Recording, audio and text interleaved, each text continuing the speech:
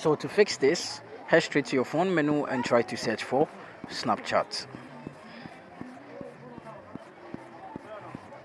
So when you find your Snapchat, just use your finger to tap on it for some while and you're going to see this. So what you have to do is to tap on this over here, to tap on it, and you're going to be in the app info of Snapchat. So when you get here, what you have to do is to tap on notifications. Then make sure the show notification is still good on. Then after that, you go back, then you tap on permissions.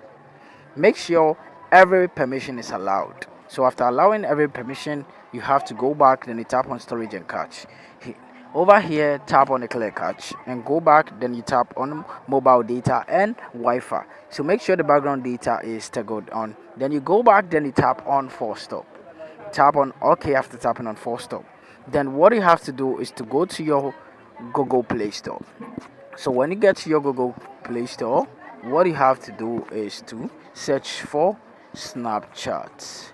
So let's try to search for our Google Play Store. So tap on it to open it, then you search for Snapchat.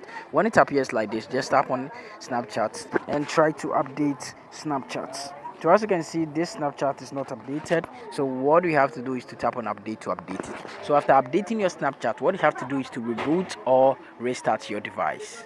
So let's restart our device.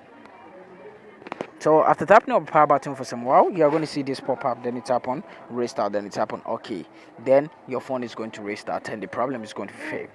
So the problem is going to be fixed. Thank you very much for watching this video. See you in my next video.